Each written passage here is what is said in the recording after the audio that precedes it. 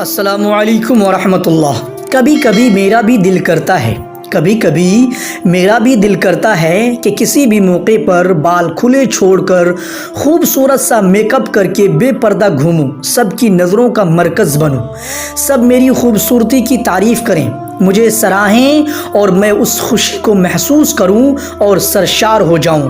پھر دل میں آتا ہے کہ یہ خوشی تو وقتی ہے جو ختم ہو جاتی ہے، جب قبر میں میری بے پردگی سے مجھے ہونے والے عذاب سے یہ تعریفیں کرنے والے لوگ بچانے آئیں گے۔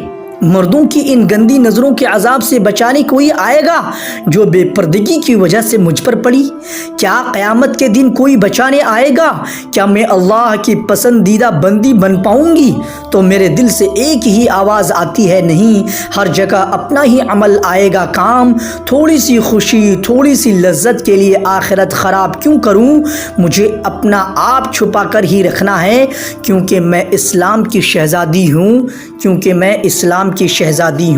السلام علیکم ورحمۃ اللہ۔